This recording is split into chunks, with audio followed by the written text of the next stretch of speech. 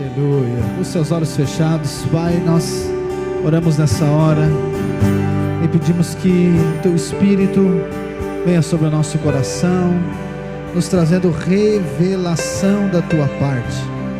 Senhor, abra os nossos olhos espirituais, nos traz clareza da Tua vontade, do Teu propósito, Senhor, Teu desígnio para nós, Senhor, nesta noite. Nos transforma, Senhor, muda a nossa mente, muda a nossa maneira de pensar, para que nós possamos visualizar pela fé no Espírito a Tua graça maravilhosa que nos alcançou. Senhor, nos aperfeiçoa, nos transforma segundo a imagem do Filho, segundo a imagem do Cristo, para que o Teu nome seja exaltado e o Senhor seja glorificado na nossa vida e através da nossa vida. Amém. Amém, irmãos. Aleluia. Tem alguém feliz aí? Glória a Deus. Aleluia. Muito bom estarmos juntos mais uma vez, depois de uma semana sem culto, né? Meu Deus. E realmente o tempo que nós estamos vivendo é esse tempo poderoso de revelação da palavra de Deus. E a palavra de Deus, irmãos, ela é autoridade sobre as nossas vidas. Nós falamos, né, ultimamente aqui sobre a questão da nossa alma, né, a nossa vontade, as nossas emoções e a nossa mente. Tudo isso faz parte dessa unidade que nós somos. E o Senhor vai nos transformando, o Senhor está nos transformando. E à medida que nós vamos amadurecendo espiritualmente, nós vamos entendendo que não é a nossa vontade, mas é a vontade de Deus. E o que faz isso? É a palavra de Deus que faz isso na nossa vida. Porque a nossa vontade, ela sempre vai inclinar para aquilo que é contrário a Deus. Porque a nossa vontade, ela é natural, ela é humana, então ela sempre vai querer aquilo que nos preserva ou aquilo que é melhor para nós. Mas à medida que a palavra de Deus vai nos aperfeiçoando, a palavra de Deus vai nos moldando, aí a nossa vontade vai se alinhando à vontade de Deus. Não é a vontade de Deus que vai se alinhando à nossa, mas é a nossa vontade que vai se alinhando à dele. E isso aqui você sabe que não é uma questão muito confortável. Não, aqui nós somos confrontados por Deus e pelo Espírito de Deus. Então há uma resistência que está dentro de nós para que isso aconteça. Só que nós precisamos entender que Deus vai nos transformar através da palavra. A palavra é essa matéria-prima que Deus usa para nos transformar. Eu sei que eu e você sempre tentamos transformar a nós mesmos. A gente acha que é simplesmente uma mudança de hábito, uma mudança, então eu vou deixar de fazer assim e vou fazer daquele jeito. Então agora eu entendi, eu aprendi, né, uma dica na internet, que eu preciso de acordar bem cedo, tomar um banho gelado, que aí eu vou ter disposição para o meu dia, porque eu preciso fazer desse jeito, daquele jeito. Então são tentativas, elas não são totalmente ruins, mas o problema é que quando nós achamos que é isso que vai nos transformar, irmãos, somente a palavra de Deus tem poder para nos transformar, é somente o Senhor quem pode nos transformar. E como eu falei para os irmãos, não é algo que nós agora vamos fazer, ninguém consegue fazer nada para ser transformado, mas eu posso impedir de Deus me transformar. Então eu não posso forçar Deus a fazer alguma coisa, mas eu posso impedir Deus de fazer algo em mim. Como? Resistindo àquilo que Deus quer fazer. Porque não é uma questão de esforço, é uma questão de permanecer, é uma questão de perseverança. A transformação, ela é muito parecida, muito parecido com quando nós vamos para o sol. Não precisa fazer força para você ser queimado pelo sol, é só você estar exposto ao sol. Então a mesma coisa a transformação, é nós estarmos expostos à palavra de Deus que nós vamos ser transformados. Não tem um grande esforço aqui, não, eu só preciso estar exposto ali. Só que obviamente quando nós vamos para o sol, o que a gente faz? A gente vai usar um tanto de coisa para não se queimar. Você vai usar lá o protetor solar, fator 95, você não quer nada de sol, vai botar um guarda-sol, vai botar um chapéu, um tanto de coisa para quê? Para impedir que aquele sol marque você. Então não é somente estar exposto, exposto é a primeira parte, mas eu também não posso colocar coisas para impedir o sol de me afetar. Então eu estou exposto à palavra, ok, mas também agora não posso impedir que essa palavra transforme a minha vida, amém, irmãos? Então por isso que nós sempre precisamos orar: Senhor, transforma a minha vida, o meu coração, me dá esse espírito de revelação, né? Nós lemos hoje, Tiago diz que aquele que olha para a palavra, aquele que acessa a palavra de Deus e não pratica, ele é como alguém que está na frente do espelho, daqui a pouco ele some. Então nós devemos praticar, mas não praticar a palavra no aspecto religioso, entendeu? Não é religioso, mas nós precisamos de permitir que essa palavra transforme a nossa vida, amém, irmãos? Aleluia. E eu sou apaixonado pela palavra de Deus, pelo ensino da palavra de Deus, e o Senhor tem ministrado ao meu coração há algum tempo, desde que nós iniciamos o plano de leitura nesse ano. Quando nós chegamos na carta aos Filipenses, o meu coração queimou diferente, e eu senti do Senhor de nós aprofundarmos um pouquinho mais nessa carta. São 4 capítulos, né, irmãos? Parece tão pouquinho, mas é algo muito profundo, tem. Então hoje eu quero começar com os irmãos uma série falando da carta aos Filipenses. Se você quiser abrir já aí, Filipenses capítulo 1, inicialmente eu vou falar de algumas características aqui, pontuar algumas delas do aspecto histórico da igreja, da cidade de Filipos e do próprio Paulo, porque algo que nos ajuda muito a realmente absorver a Escritura Sagrada é entender o aspecto histórico, o contexto histórico, o contexto cultural. Você vai ver aqui em Filipenses, porque quem escreve ali a carta, e é o que para nós hoje não é muito comum, a carta, né? Para nós é muito mais habitual a mensagem no WhatsApp, mas é como se equivalesse a isso. Nem e-mail para nós a gente não usa mais, né? É a mensagem no WhatsApp, mas a carta era a maneira de comunicação. Então quando nós olhamos para uma carta, nós precisamos saber que tem alguém que escreveu com um objetivo. Então tem esse remetente e tem um destinatário. Só que o que é mais poderoso na palavra de Deus é que são pessoas que escrevem, só que elas são inspiradas por Deus. Lá em Timóteo, Paulo diz que toda a escritura é inspirada por Deus. Não é Deus que escreve, são pessoas que escrevem. Então é Paulo que escreve a carta aos Filipenses, mas o que Paulo escreveu foi inspirado por Deus. Então você pode ver em toda a escritura, todo aquele que escreve, isso é uma grande dúvida das pessoas, e até um dos principais aspectos de lançar dúvidas sobre a Escritura Sagrada. Não, mas não é homens que escreveram isso? Sim, foram homens que escreveram isso, mas homens inspirados por Deus. Então nós vamos ver que Paulo, o que ele escreve aqui, ele escreve para situações e circunstâncias que estão acontecendo naquela época, sim, só que o que ele escreve transcende aquele momento. Por isso que hoje, quando nós vamos aqui agora estudar, ou vamos ler, aprofundar um pouquinho na carta aos Filipenses, você vai ver que tem coisas que aplicam a mim e a você, mas nós não estamos lá, nós não estávamos lá. Então aqui nós percebemos que a escritura ela é inspirada por Deus, irmãos. Foi homens que escreveram, mas foram inspirados por Deus. E aqui essa carta aos Filipenses ela é escrita por Paulo. Então essa igreja, ele escreve para a igreja de Filipos, para os irmãos, os filipenses. E essa igreja, nós que lemos também Atos, você viu ali em Atos 16, 17, fala como que essa igreja iniciou. Essa igreja então ela foi fundada, foi plantada por Paulo e a equipe missionária. Basicamente a equipe missionária de Paulo, era Paulo, Timóteo, que é quem ele escreve a carta junto, Silas, que é por ocasião da prisão. Lembra que Paulo e Silas foram presos, e Silas não é a esposa de Paulo, como alguns falam por aí, não estou rindo.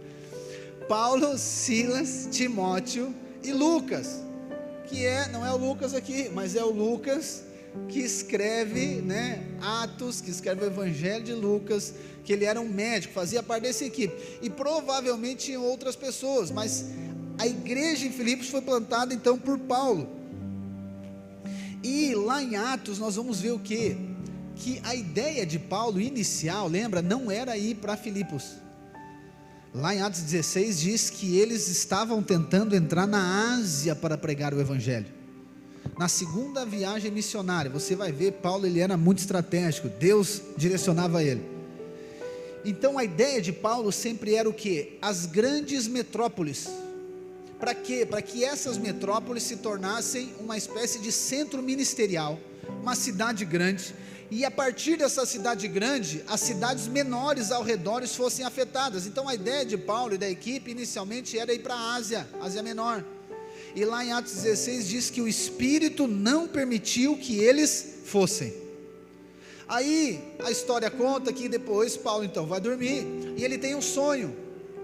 A palavra diz que ele tem um sonho com um homem da Macedônia, dizendo: passa para a Macedônia, vem para cá e nos ajuda.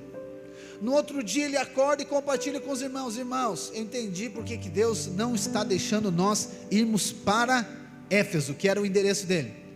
E Éfeso, irmãos, naquela época, ela tinha de 200 a 250 mil habitantes, uma grande metrópole. Então eles estão querendo ir para lá, mas é meio estranho isso. Eu estou querendo fazer algo que é de Deus, mas Deus não está deixando. É que você já pode começar a se identificar. Tem um tanto de coisa que você sabe que é de Deus, é Deus pregar o Evangelho, é Deus fazer isso, mas o Espírito resiste. Por quê? Porque tem uma outra direção para aquele momento. E aí ele tem esse sonho com o Macedônio dizendo: passa para cá. E aí ele compartilha os irmãos: então vamos para Macedônia. A Macedônia é a divisão entre a Ásia Menor, que é a Turquia hoje, e a Europa. E aí então eles vão para Macedônia, eles vão para Troade, uma cidade ali que ela é um lugar de fácil acesso de outras cidades. Quando eles chegam ali, eles vão para onde? Eles vão para Filipos. E Filipos, irmãos, comparado a essa, é muito pequeno. Filipos, uma cidade que ela tinha 10 mil habitantes.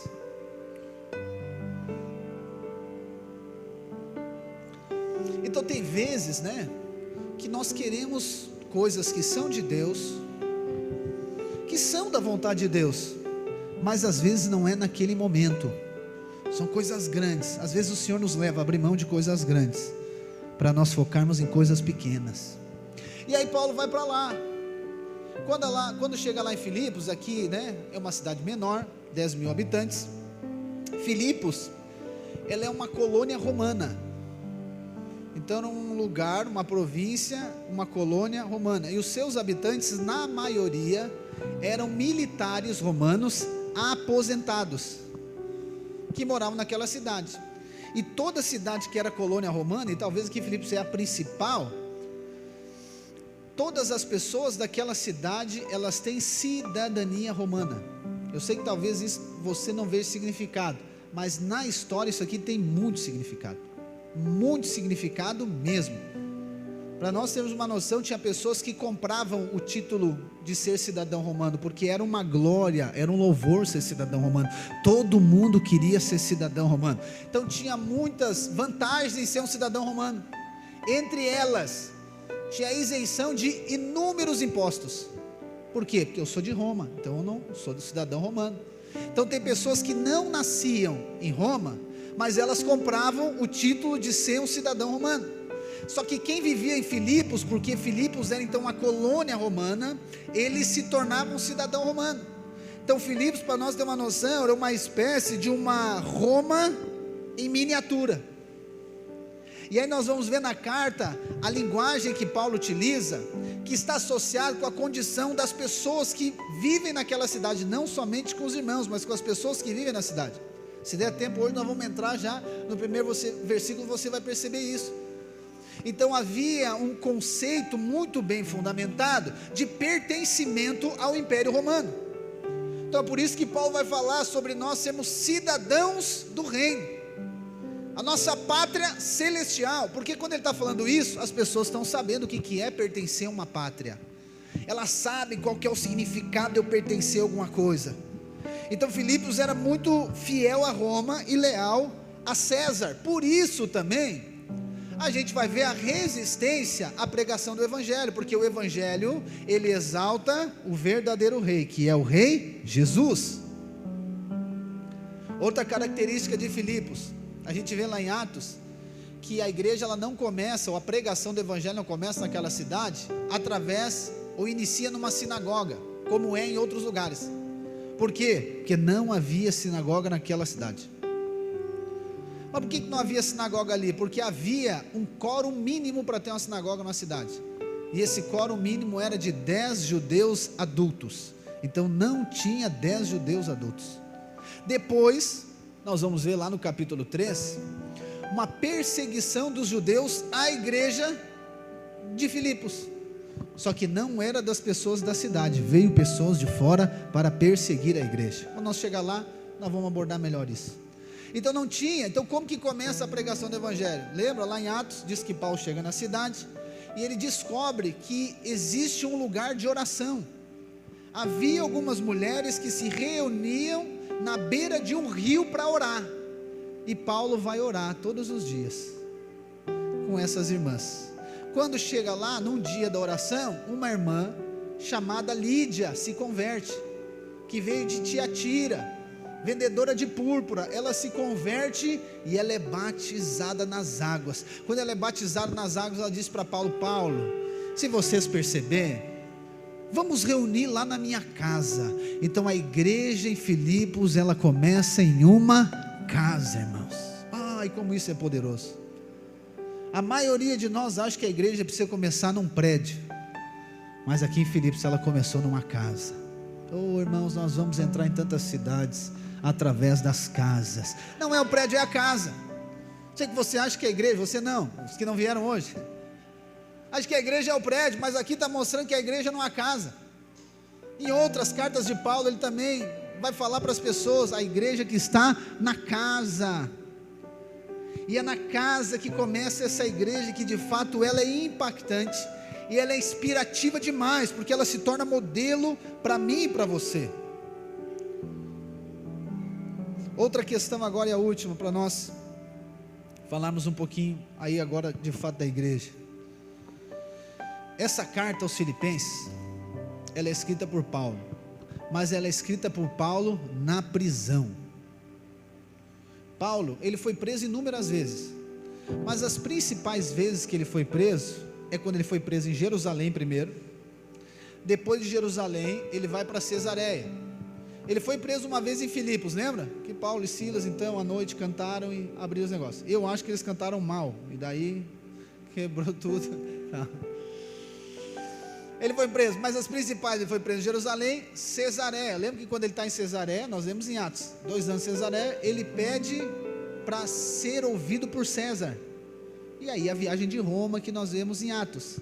Quando ele vai para Roma, ele é preso, e é nessa prisão que ele escreve a carta aos Filipenses. Só que essa prisão, que é a primeira prisão em Roma, ele é preso 2 vezes em Roma, essa é a primeira. Essa primeira vez, ela é uma espécie de prisão domiciliar. Então por isso que nós vamos ver em Efésios, Filipenses, Colossenses e Filemon, pessoas que vêm até Paulo, pessoas que visitam Paulo. Elas não visitam na prisão como nós conhecemos hoje, elas visitam numa casa que Paulo estava preso, ele custeava a casa. E Filipenses é a última carta que ele escreve nessa vez que ele é preso, porque você vai ver depois, ele escreve com uma expectativa muito próxima de que ele vai ser solto, e isso de fato acontece. O outro momento que ele é preso, é a segunda vez que ele é preso em Roma. Essa vez já é mais complicado. Essa vez ele não é preso domiciliar, ele é preso de fato, num lugar, uma espécie de um calabouço, que é onde ele escreve a segunda carta a Timóteo, que é a última carta que ele escreve, que antecede a sua decapitação. Paulo e Pedro foram presos nesse mesmo lugar, mas essa vez então é a primeira. E eu não estou dizendo que essa prisão é boa, não, mas comparada à segunda, ela é muito confortável, muito confortável. A segunda prisão de Paulo, ela foi realmente complicada. Amém, irmãos? Então, dito essas poucas características para nos ajudar a contextualizar, nós vamos ver o que na carta aos Filipenses? Nós vamos ver Paulo abordando assuntos simples do cotidiano da vida cristã, mas nós vamos ver essa abordagem, ela sendo profunda demais, Coisas tão simples, palavras que talvez eu e você nem consideramos, mas elas são colocadas por Paulo num aspecto muito profundo. Primeiro, por quê? Porque ele está falando da prisão. Então eu preciso considerar que alguém na prisão, ele realmente, está tocado ou mexido com algo. Não sei você, quando você, por exemplo, fica enfermo, você fica tocado, com certeza, mesmo que seja uma dor de garganta, mas você já age diferente. Você está doente e já começa a caminhar diferente, já fala mais mansinho, já pede um todinho, um iogurtezinho, uma coisinha, porque você está mais sensível, porque você está dodói. Aí tu imagina agora a pessoa presa. Então nós precisamos dar atenção. Por exemplo, quando ele fala sobre alegria, cara, o cara que está preso falar sobre alegria, a coisa é nós falar sobre alegria, não estando preso, as contas tudo paga, eu não sei como é isso. Aí é outra coisa. Uma coisa, uma pessoa falar sobre encorajamento, sendo diretor de uma multinacional. Outra coisa é a pessoa falar sobre encorajamento preso. Está entendendo? Então isso aqui nós precisamos de considerar. Isso aqui que é maravilhoso da palavra de Deus. E a linguagem que ele utiliza, irmãos, tirando 2 Timóteo porque é o mais profundo, a linguagem que ele utiliza é uma linguagem que ela é carregada de compaixão, é uma linguagem que ela é carregada de encorajamento e de zelo pelos irmãos. Quando nós vamos olhar, por exemplo, os 4 capítulos aqui de Filipenses, a gente vai ver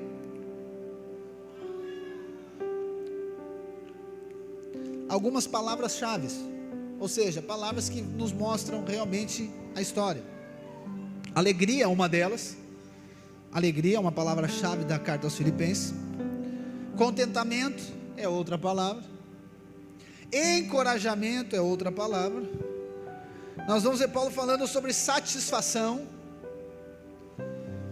Nós vamos ver aqui, não a palavra em si, mas nós vamos ver o contexto, essas palavras carregadas, como eu falei para você, de humildade. Nós vamos ver aqui um aspecto da amizade, irmãos. Você quer ler uma carta que mostra o que é o padrão bíblico de amizade, está aqui em Filipenses.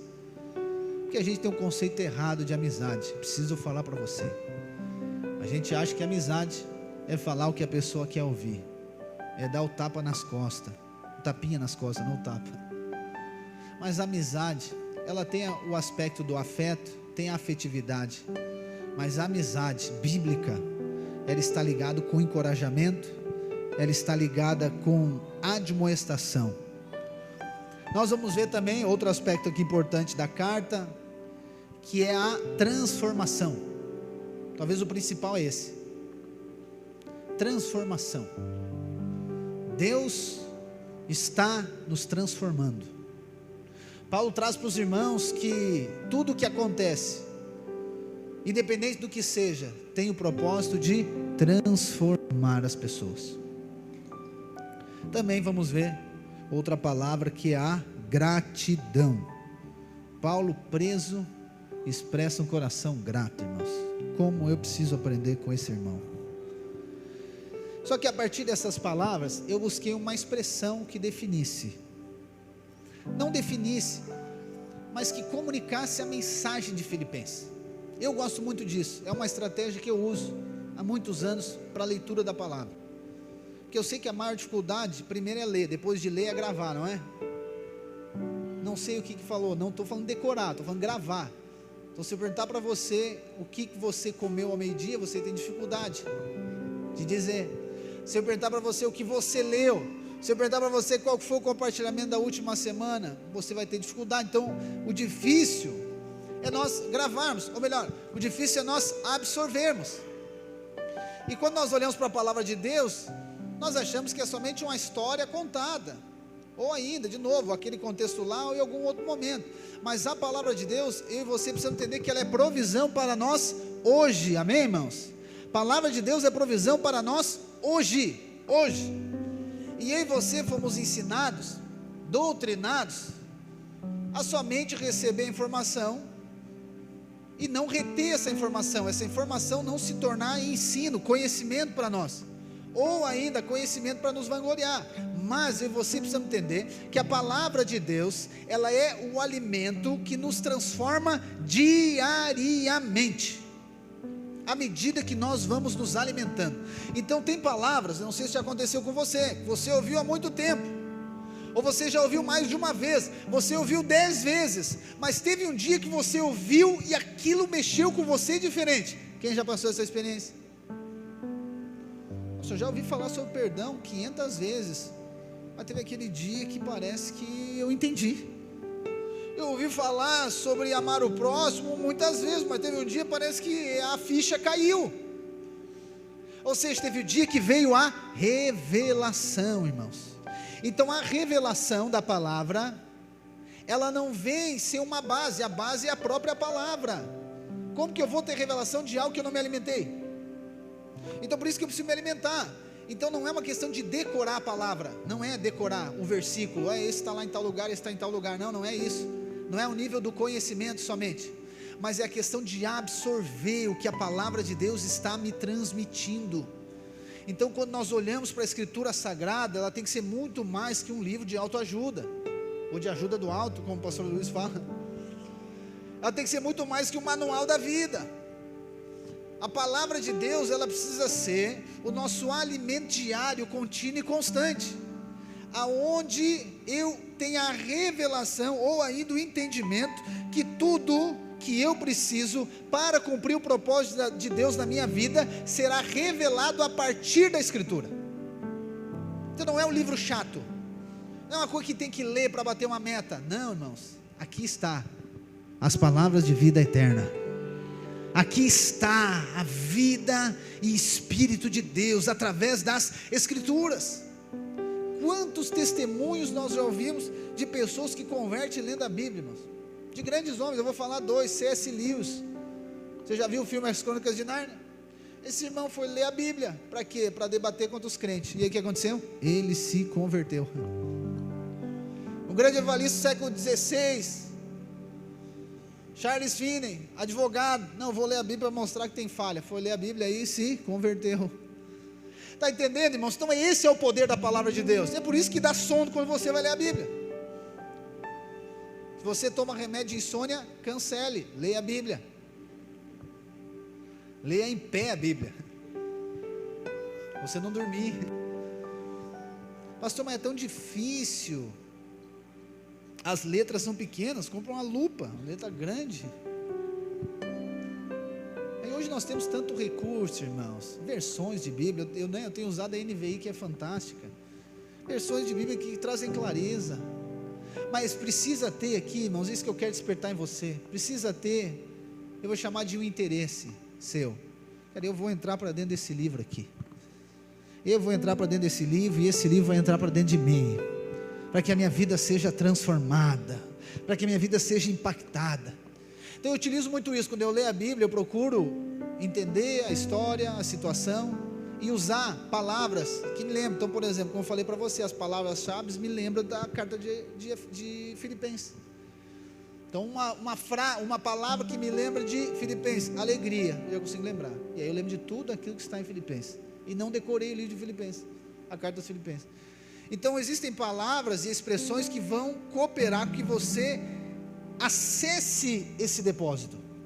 Então eu busquei uma expressão que expressasse ou nos conduzisse à carta de Filipenses, sabendo do contexto histórico, cultural da época, mas considerando que o ensino dela nos alcança hoje em dia, para que essa expressão ela comunique essa mensagem. E aí eu cheguei na expressão cartas vivas de alegria, irmãos. E que expressão poderosa! Cartas vivas vem lá de 2 Coríntios. Eu usei lá de 2 Coríntios para falar de Filipenses. Lá em 2 Coríntios 3, olha só o que Paulo diz, 2 Coríntios 3, versículo 2 e 3. Vocês mesmos são a nossa carta, escrita em nosso coração, conhecida e lida por todos, vocês demonstram que são uma carta de Cristo, resultado do nosso ministério, escrita não com tinta, mas com o Espírito do Deus vivo, não em tábuas de pedra, mas em tábuas de corações humanos.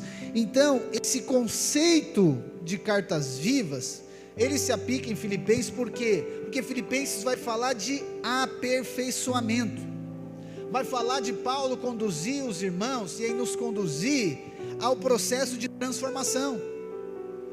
E nesse processo de transformação, a primeira coisa que acontece é Cristo é colocado no lugar dele, Cristo é centralizado, Cristo é colocado como a autoridade sobre tudo e sobre todos, e ainda como exemplo a seguir. Então, cartas vivas fala do quê? Cartas vivas fala de Deus fazer algo em nós, de Deus fazer algo na nossa vida, não é de Deus fazer algo através da nossa vida, não é de nós fazermos algo para Deus, mas é de Deus marcar o nosso interior, é de Deus transformar-nos por dentro, é do nosso caráter ser transformado, é a nossa vida totalmente ser mudada, a nossa mente ser renovada, como Paulo vai dizer lá em Efésios, aquele que mente, não mente mais agora, aquele que roubava, ele não rouba mais, antes ele trabalha para o seu próprio sustento e ainda abençoa outras pessoas. Cartas vivas fala do propósito de Deus na nossa vida, cartas vivas fala da imagem de Cristo, cartas vivas fala do caráter de Cristo ser impresso em nós, irmãos. Cartas vivas não é de eu ter sucesso para o mundo, mas é eu ser uma carta viva do céu aqui na terra, é da minha vida ser afetada, da minha vida ser impactada. Cartas vivas é quando Cristo é colocado nesse lugar,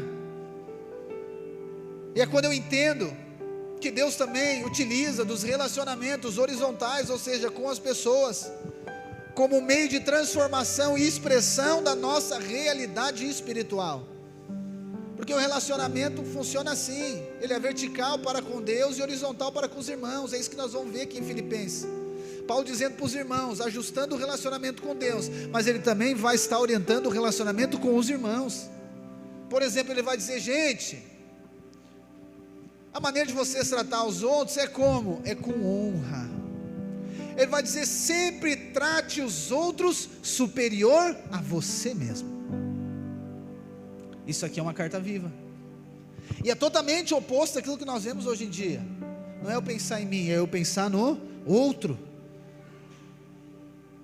E aí sim, à medida que eu vou sendo transformado, à medida que Deus vai fazendo algo em mim, aí agora Ele vai fazendo algo através de mim, e eu me torno uma carta viva do Evangelho. Tem um grande homem de Deus chamado John Stott, ele faleceu, um grande teólogo. Ele falou essa frase, inicialmente eu não concordei com ele. A frase era o seguinte: prega o Evangelho em todo o tempo, se necessário fale. Eu disse, não, como que vai pregar o Evangelho sem falar? Eu sou adepto à pregação. Mas ele está falando nessa perspectiva, não que eu e você não temos que falar, mas ele está dizendo que aquilo que nós falamos precisa ser coerente àquilo que nós vivemos. Nós não vamos falar somente de um amor, nós vamos viver esse amor. Nós não vamos somente falar de um Deus que salva, nós vamos atuar agora como um canal desse Deus que salva. Eu não vou somente ter um discurso bonito, pelo contrário, eu vou ter não somente um discurso bonito, mas eu vou ter uma prática, um estilo de vida do céu aqui na terra, irmãos. O chamado é ser carta viva do Evangelho, carta viva, não de morte. Não é carta de morte, é carta viva. Essa carta leva uma mensagem, é uma mensagem de vida. Então a vida de Deus precisa ser expressa através da sua vida, não a morte, a vida. Nós já morremos, mas nós ressuscitamos com Ele, amém? E essa carta ela é expressa em todos os lugares aonde ela for enviada. Irmão, você é uma carta viva do Evangelho. você foi enviado para um endereço, para uma casa, para um bairro, para uma cidade, para lá a vida de Deus manifestar. E como uma carta, irmãos, representa tanto, né? Eu estava meditando sobre carta, e os meus filhos têm esse hábito, principalmente a Sara, o Judá e o Benjamim também, todos entraram na onda das cartas. Eles não têm telefone, e está bem longe de ter, então eles vão para as cartas. E eu lembrei que eu guardo as cartas dele, nem todas eu consigo guardar, mas algumas eu guardei, e eu fui olhar hoje à tarde, irmãos, e que lindo que é, você olhar para uma carta. Tem carta que não tem muito significado, do Judá, é um desenho assim que não entende muita coisa, tem que ser meio no espírito, só que não é nem o desenho que chama atenção, mas quando eu olho para a carta, eu lembro quem fez ela. Quando as pessoas olham para nós, elas vão lembrar de quem nos salvou. Não importa se você é bom, se você não acha que é bom, se você tem dinheiro ou não tem dinheiro, não importa aquele que escreveu você, aquele que está fazendo algo na sua vida, aquele que está transformando você, enviou você. Quando olham para você, uma história da glória de Deus é manifestada através da sua vida. O problema nosso é que nós queremos escrever essa carta, mas não é nós que escrevemos a carta, é Deus quem escreve a carta. Não é nós, irmãos. Irmãos, como o evangelho se torna leve. Não é você que escreve essa carta, não é você que escreve a história, é Ele que escreveu a sua história, é Ele que vai escrevendo os seus dias, é Ele que vai escrevendo cada frase, cada parágrafo da sua vida, é Ele que vai escrevendo, e nessa carta existem marcas, que para nós são doloridas, mas no final é para a glória dele, aleluia. Como a canção do Rodolfo, das minhas feridas saia um poder para curar. Então essa carta, irmãos, é algo poderoso. Talvez você ainda não acessou essa revelação daquilo que Deus já está fazendo na sua vida, daquilo que Deus já está escrevendo em você, como Paulo diz aos Coríntios, não é em pedra, mas é nos corações dos homens. A ideia de Deus não é simplesmente reformar você, a ideia de Deus não é simplesmente ajustar você por fora, a ideia de Deus é transformar o nosso interior, é o nosso coração, para que você venhamos a nos tornar cartas vivas do Evangelho. Esse é o trabalho do Espírito de realidade, nos fazer uma carta para a glória de Deus, uma carta carregada de realidade celestial. E à medida que essa carta está carregada de realidade, o que Ele faz? Ele envia essa carta a esse mundo caído. Você é uma carta viva do céu aqui na terra. Você é uma carta viva do céu aqui na terra. Aleluia, irmãos. Mas nós somos chamados a ser carta viva, mas carta viva de alegria. Se há algo, irmãos, que nós precisamos de aprender ou acessar, é a verdadeira alegria. Como nós precisamos, porque provavelmente nós somos a geração mais triste, insatisfeita, angustiada, ansiosa, ou seja, a geração mais mimimi que já existiu. Porque, e não estou falando só dos ímpios, estou falando dos crentes, falando para nós, para quem veio hoje. Oh, gente que reclama de tudo, não é assim? Reclama de todas as coisas, reclama de tudo, de mais um pouco, nunca está satisfeito com nada. Só que a insatisfação, ela nunca conduz a uma busca profunda em Deus. Não é uma insatisfação que vai me levar para os pés do Senhor, não. É uma insatisfação que se torna somente em murmuração e julgamento a tudo e todos. Eu me coloco como rei de todas as coisas, então eu avalio tudo e todo mundo em todo tempo. Não é uma insatisfação, que é quando Deus faz algo em nós, né? De ver as pessoas perdidas no pecado. Não é uma insatisfação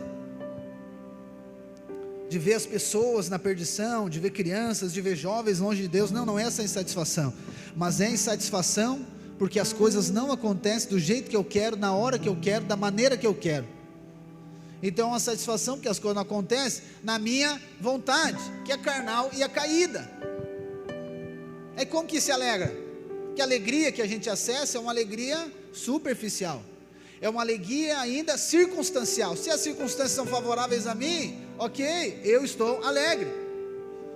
Se eu estou com as contas pagas, ou com dinheiro, ou com outras coisas, ou se está tudo certo do jeito que eu quero, da minha maneira, então eu estou alegre, então eu acessei a alegria. Não, irmãos, essa aqui não é a alegria verdadeira. A alegria do Espírito não é essa. A alegria do Espírito, ela não é circunstancial. A alegria do Espírito é resultado daquilo que Deus fez dentro de nós. Não é porque Deus me deu alguma coisa ou não me deu outra. Não é porque Deus fez algo para mim. Está entendendo? Não. Então essa insatisfação da geração, e a gente coloca os crentes tudo nisso, impede de viver na alegria. Então é uma carta viva, mas o chamado é para ser uma carta viva de alegria. Jesus já falava para essa geração, lá em Mateus 11,16, ele diz assim: a que posso comparar essa geração? São como crianças que ficam sentadas nas praças e gritam umas às outras: nós lhe tocamos flauta, mas vocês não dançaram, cantamos um lamento, mas vocês não entristeceram. Ou seja, nunca está contente com nada. Se Deus não me dá o que eu quero, na hora que eu quero, já não quero mais o Senhor. E se Ele me dá alguma coisa, agora eu quero Deus. É que nem criança, diz que nos ama. Não, eu te amo. Ama nada, é só porque está com uma barra de chocolate na mão. Ah, eu te amo. Não é. Está entendendo o que é essa geração? É assim. Então é porque me convém. Os relacionamentos são assim. Então eu me alegro num relacionamento, se ele fizer, bom para mim. Se fizer bem para mim, se é do jeito que eu quero, na hora que eu quero, do jeito que eu quero, então tudo certo. Eu me alegro na minha esposa, eu me alegro nos meus filhos. Mas se os meus filhos se comportam diferente daquilo que eu quero, então eu já não me alegro neles, já não me alegro com ninguém. Então se os irmãos lá do GC, eles fazem o que eu quero, na hora que eu quero, do jeito que eu quero, se o líder é do jeito que eu quero, na hora que eu quero, da maneira que eu quero, eu me alegro nele. Ele é o melhor líder do mundo. A irmã Laura que dizia: o meu líder é o melhor do mundo. É o melhor do mundo, mas o dia que ele falha, ou o dia que fala alguma coisa que não gosta, não, já é o do diabo. Essa igreja é do diabo. Eu sempre sabia que esse negócio aí é de Satanás, esse negócio aí não funciona. É porque é circunstancial. Então essa questão que a gente vê hoje, quando é confrontado, e nem é só confrontado, quando é contrariado. Ah, contrariou, deu. Contrariou o nene da mamãe, meu Deus, terceira guerra mundial. Porque pode tirar tudo, mas o meu leite e a minha bolachinha não. Pode tirar todas as coisas, mas as minhas coisas ninguém mexe. Está entendendo o que eu estou falando, irmãos? Só que o Senhor nos chamou para nós sermos satisfeitos nele, para nós termos alegria nele. John Piper, ele diz isso, que Deus é mais glorificado quando nós nos satisfazemos nele, sem Ele nos dar nada, sem Ele nos fazer nada, mas por aquilo que Ele é. Quando eu sou satisfeito em Deus, de fato por Ele ser Deus, Ele é glorificado. Então é isso. E a gente fica buscando essa alegria nas coisas, fica buscando alegria naquilo que a gente faz, naquilo que a gente tem de fazer, ou naquilo que as pessoas falam. Só que na carta aos Filipenses nós vamos encontrar o que? O Deus que supre todas as nossas necessidades em Cristo Jesus. Ele supre todas as coisas em Cristo Jesus. Então olha só, essa alegria não está em outras coisas que não seja em Cristo. Na carta aos Filipenses nós vamos receber fé a ponto de saber que tudo posso naquele que me fortalece. Nessa carta, nós vamos ver que tudo aquilo que nós conquistamos na força do nosso braço, é nada diante daquele que se entregou por nós. Na carta aos Filipenses, nós temos a convicção de que aquele que começou uma boa obra em nós, ele vai concluir até o dia do Senhor. Na carta aos Filipenses, nós somos confrontados e compreendemos que é pecado ficar ansioso e altamente preocupado. Pecado. Mas, ao invés disso, nós devemos levar tudo em oração ao nosso Senhor Jesus. Nessa carta nós vamos entender o mandamento bíblico para aqueles que creem: alegre-se, alegre-se. Mais uma vez eu digo: alegre-se.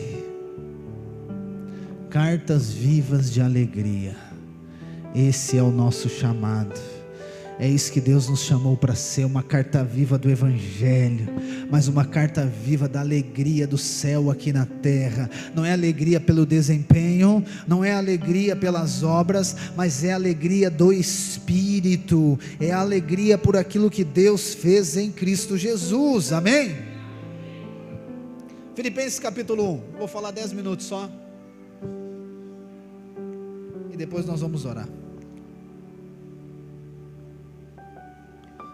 O objetivo, irmãos, não é nós fazermos um estudo profundo, e também não é fazer um novo comentário teológico, mas nós sugarmos, eu gosto disso, de sugar aquilo que está na Escritura, para aplicar para nós, ver aquilo, quem escreveu, para quem escreveu, o contexto, e sugar aquilo para nós, para os dias de hoje, para que nós sejamos transformados, a fim de cumprir com o propósito de Deus. Então, Filipenses 1, versículo 1 e 2, vamos ler. Diz assim: Paulo e Timóteo, servos de Cristo Jesus, a todos os santos em Cristo Jesus que estão em Filipos, com os bispos e diáconos, a vocês graça e paz da parte de Deus nosso Pai e do Senhor Jesus Cristo. Até aqui, irmãos. Se você olhar para todas as cartas que Paulo escreveu, essa aqui difere. A maioria delas, Romanos, Coríntios, principalmente, Efésios, Colossenses, todas elas, Paulo vai dizer: Paulo, apóstolo de Cristo. Paulo, chamado para ser apóstolo. Paulo, chamado por Deus, não por homens, em Gálatas. Paulo, apóstolo, não por homens, mas chamado de Deus. Mas aqui em Filipenses, Paulo abre mão do título de apóstolo. Ele diz: Paulo e Timóteo, servos de Cristo Jesus. E isso aqui é muito significante. Ele não diz que Paulo é apóstolo, ou seja, então ele já está mostrando o caráter da carta. O começo de uma carta, ela determina o resto todo dela. Então, uma das palavras que eu falei para você, que a gente vai ver aqui, é humildade. Então, Paulo já está abrindo mão de algo que ele é. Paulo está abrindo mão de uma legitimidade que ele é, não abrindo mão de uma função, ele está abrindo mão de um título, como ele faz em Coríntios, como ele faz em Gálatas. Em Coríntios ele faz questão de dizer que ele é apóstolo, 2 Coríntios, por quê? Porque era necessário reforçar a autoridade apostólica dele. Em Romanos, em Gálatas, ele diz que ele foi chamado por Deus, não por homens. Por quê? Porque havia uma doutrina de homens tentando infiltrar na igreja. Então aqui, o que ele quer levar para os irmãos? Ele quer levar esse caráter da humildade de espírito, da humildade de Cristo para esses irmãos. Porque, como eu falei para você, nós estamos falando de uma cidade e de uma igreja que tem irmãos que são de uma colônia romana. Nós acessamos muito mais o orgulho dos judeus, por conta de Abraão, por conta de Moisés e por conta da lei.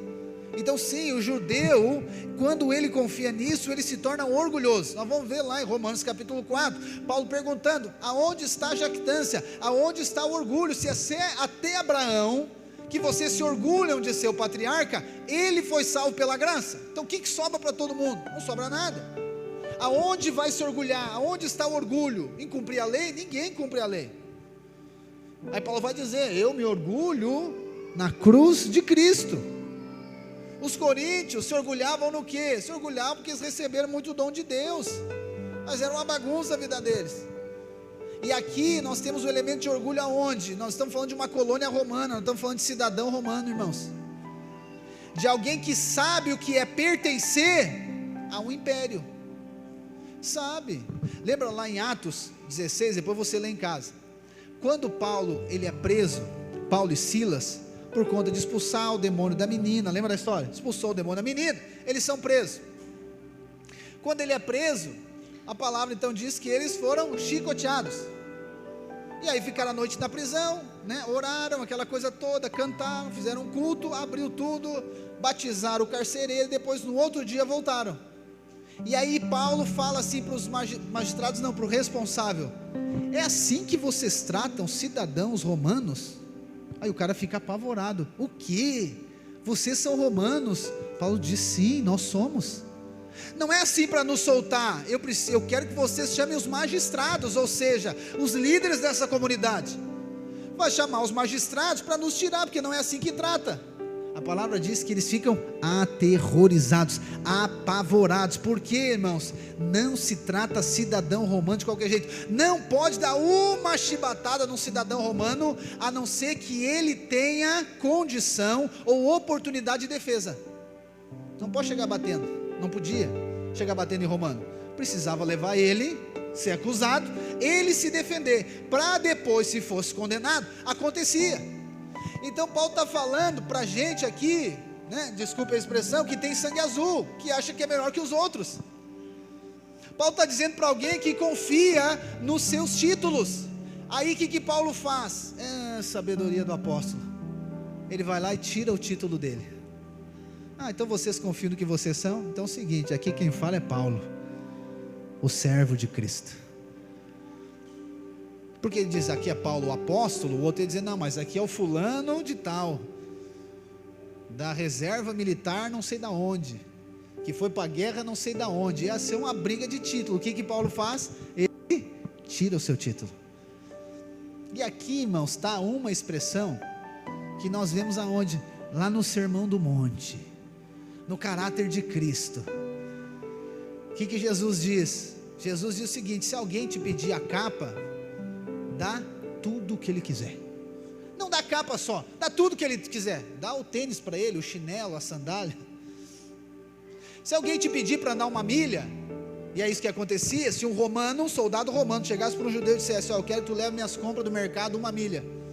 É assim que funcionava. Jesus está dizendo: se pedir 1 milha para ti, o que tu faz? Anda 2. Se fosse nós, eu não, vou levar outras coisas. Não tem nada a ver com isso, tu que leva outras coisas. Jesus, se alguém te der numa face, pega e dá na outra face dele. Não. Se alguém te der numa face, vira e diz a outra. E não é com deboche, não é nada. O que Jesus está dizendo? Se alguém te humilhar, desce mais, vai mais embaixo. Então Paulo, olha só a sabedoria do apóstolo. Quando o apóstolo vai se apresentar, diz: gente, vou escrever uma carta para vocês. Aqui quem está falando é Paulo e Timóteo. O fato de Timóteo estar com ele já é poderoso, depois eu vou falar isso. Aqui é Paulo, Timóteo, servos de Cristo. Eita. E aí essa palavra servo, ela é a mesma que Paulo utiliza em Romanos capítulo 1.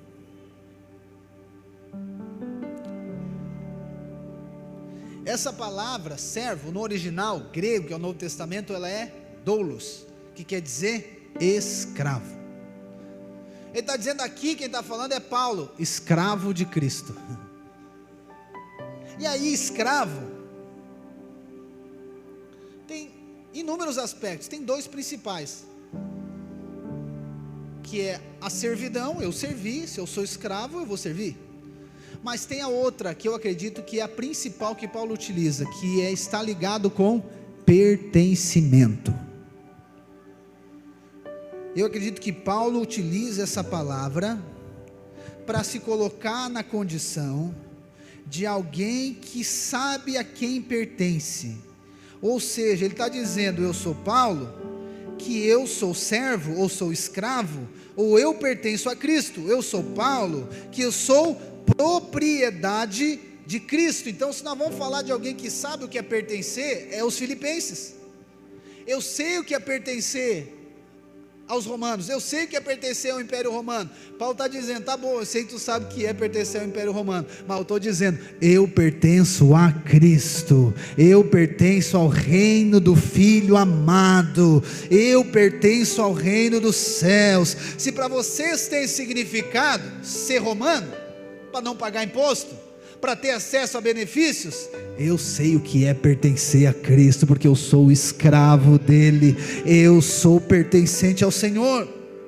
E essa é a nossa realidade, irmãos.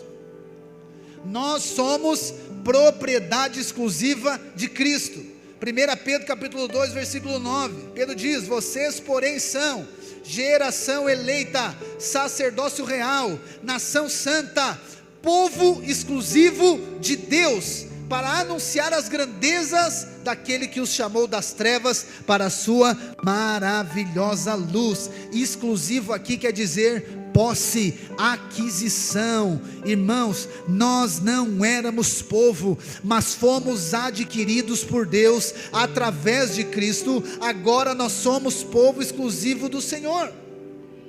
Você é povo exclusivo do Senhor, você é propriedade exclusiva de Deus. Nós somos servos, nós somos escravos, nós pertencemos ao Senhor. Pedro fala no capítulo, na 1 Pedro capítulo 1 versículo 18, ele diz: pois vocês sabem que não foi por meio das coisas perecíveis, como prata ou ouro, que vocês foram redimidos da sua maneira vazia de viver, transmitida por seus antepassados, mas pelo precioso sangue de Cristo, como um cordeiro sem mancha e sem defeito, conhecido antes da criação do mundo, revelado nesses últimos tempos em favor de vocês. Então, se ser cidadão romano é algo louvável, imagine ser cidadão do reino de Deus. Se ser pertencente ao Império Romano é louvável, imagine ser pertencente ao povo do céu. Se ser comprado por prata e ouro, comprar um título, uma identidade é algo para alguns, imagina ser comprado pelo sangue do Cordeiro, imaculado na cruz do Calvário.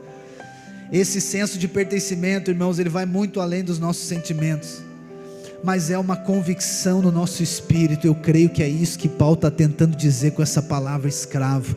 Ele está dizendo: eu pertenço ao reino dos céus, eu pertenço ao Senhor Jesus, a minha vida está escondida nele, a minha vida está escondida no Senhor, pois ele nos resgatou do domínio das trevas e nos transportou para o reino do seu Filho amado, em quem temos redenção, a saber, do perdão dos pecados. Então nós precisamos entender que a nossa vida agora ela está no Senhor. Nós fomos comprados por Ele. Qual que é lá a revelação antes de Cristo? Que nós somos definidos por aquilo que nós fizemos, não é assim? Aquilo que você faz define você. As nossas atitudes nos definem. Mas aí depois nós entendemos que não é sobre as nossas obras, mas nós entendemos aquilo que Ele fez. E agora a nossa identidade, ela está baseada naquilo que nós somos, amém? Você é filho de Deus, amém? Você é perdoado, justificado, amém? Mas aqui nós vemos um caminho mais excelente. Não é sobre o que nós fizemos, mas não é também sobre quem nós somos, mas é a quem nós pertencemos. A quem você pertence? De quem você é? Quem pertence você? Porque quem pertence você, ele governa você. Quem a você pertence, governa você. Quem a você pertence, sustenta você. A sua provisão vem de quem você pertence.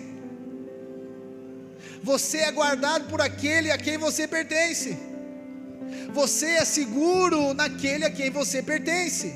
Então, se eu pertenço ao Império Romano, a minha provisão vem do Império Romano, a minha segurança está no Império Romano, a minha alegria está no Império Romano. Mas se eu pertenço a Cristo, se eu fui comprado por Cristo, se eu sou povo de propriedade exclusiva de Deus, é a Ele que eu dependo, a Ele que eu pertenço, é nele que eu confio, é nele que eu estou seguro, é dele que vem a minha provisão, é nele que vem a minha alegria, é em Cristo que vem a minha satisfação. Eu pertenço ao Filho, eu pertenço ao reino do Filho amado, eu pertenço a Cristo, eu pertenço ao Senhor Jesus, eu pertenço a Ele. Não me importa o que eu faço, não me importa o que eu deixo de fazer, não me importa aquilo que eu até faço para Ele. O que é mais importante é que eu pertenço a Ele. O próprio Paulo diz em Colossenses que a nossa vida está escondida nele.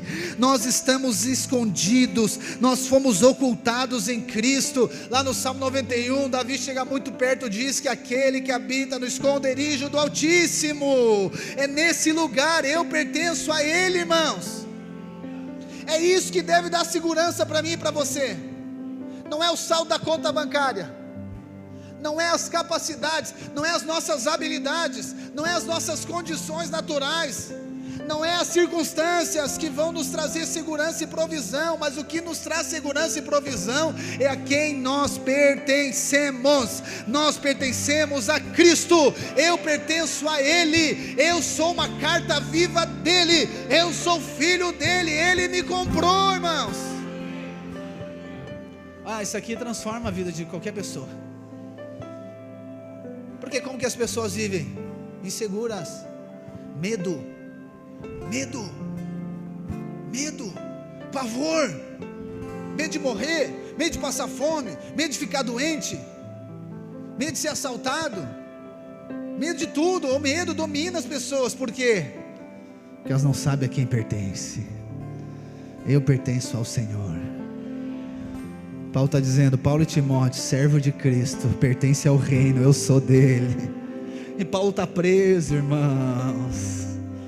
Paulo está preso, ele está dizendo, eu pertenço ao Senhor.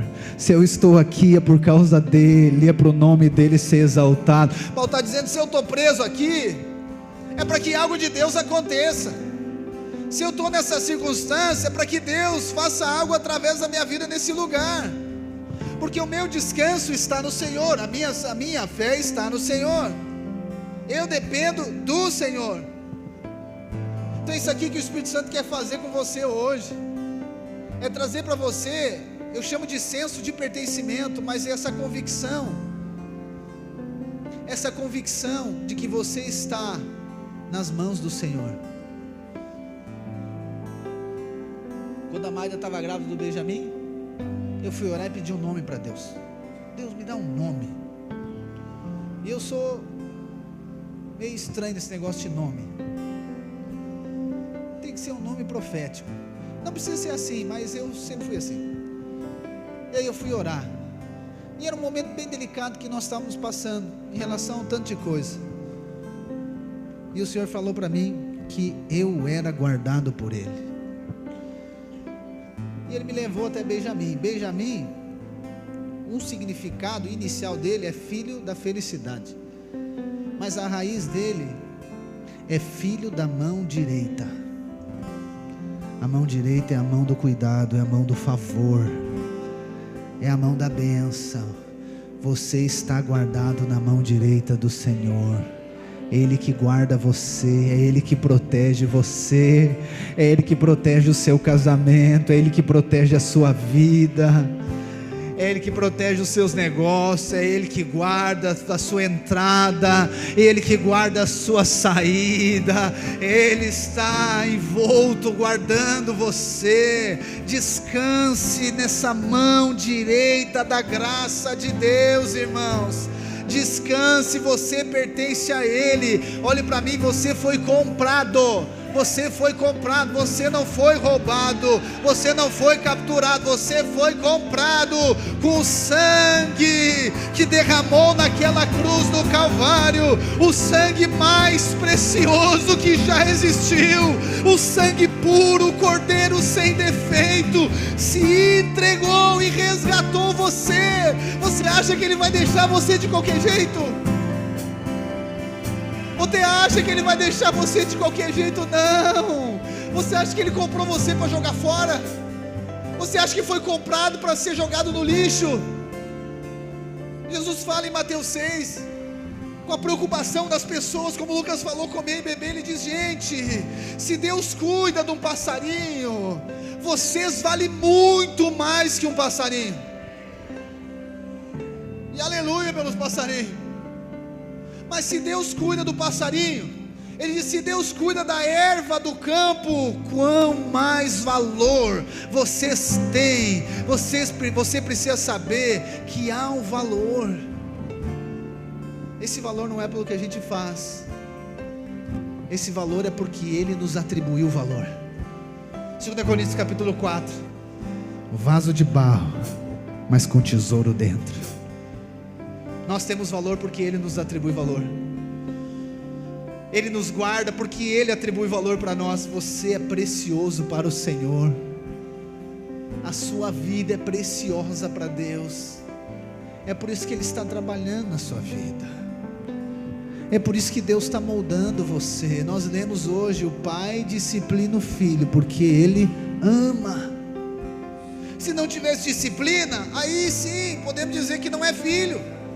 Mas se está tendo disciplina, se está tendo confronto de Deus, se está tendo ajuste, alinhamento de Deus, é porque o amor de Deus está sendo expresso na sua vida. Que você é amado, você é precioso do Senhor. Nós somos escravos dEle, nós pertencemos a Ele, a nossa vida está no Senhor. Feche os seus olhos como você está. Medite por uns instantes nessa palavra.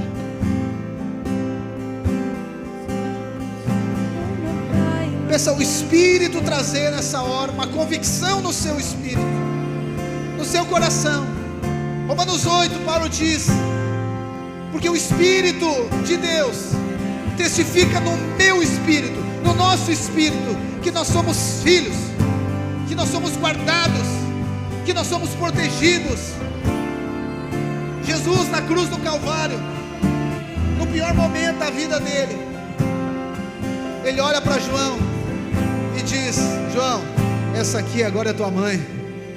Ele diz para Maria: mulher, esse aqui é teu filho. Ou seja, no pior momento da vida dele, Ele se preocupou em guardar os outros.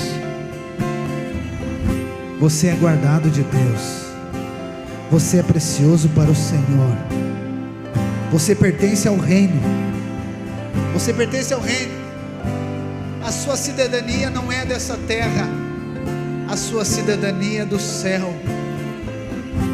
Você é do reino do Filho amado. É Ele que nos sustenta. A sua preocupação é provisão.